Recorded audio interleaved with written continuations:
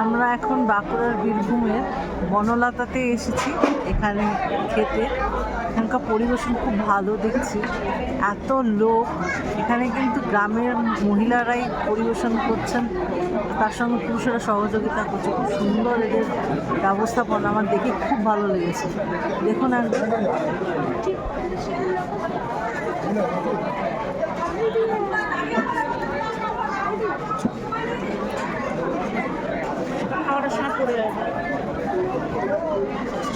এখানে মহিলারা সার্ভ করছেন, এটা দেখে বেশ ভালো লাগছে। মানে অন্যান্য জায়গায় যেমন পুরুষেরা সার্ভ করে প্লেট হাতে করে, এখানে মহিলারা সার্ভ করছেন, বেশ দেখেও বেশ ভালো লাগছে।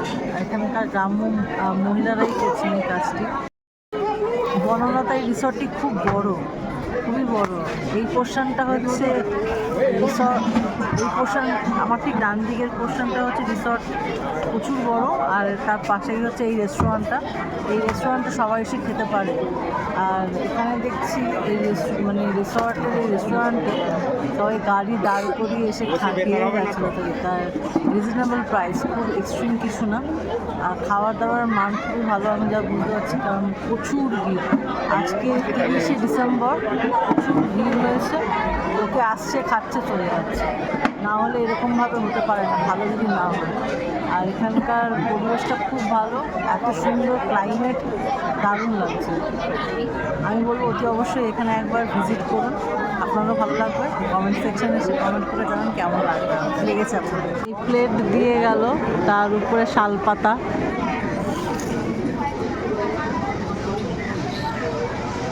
শাল পাতার উপরে বিরিয়ানি আসবে,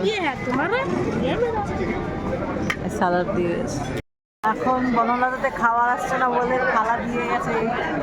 এখন রবের নতুন লাবুকে পকেটের মধ্যে ঝুলিয়ে দিয়েছে, এখন ঝুলিয়ে খাবার পাচ্ছে না বলে দুষ্টামি করছে। হ্যাঁ, খাবারটা ওদের পরে আসছে, আমাদের পরে এসে খাবার পেয়ে আসছে, সবাই পরে আসছে, আমরা আগে এসছি। যারা পরে আসছে তারা খাবার পেয়েছে, আমরা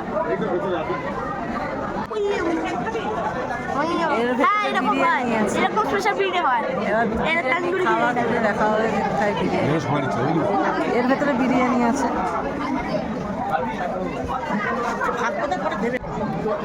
এই যে বিরিয়ানি খোলার পর অবস্থাতে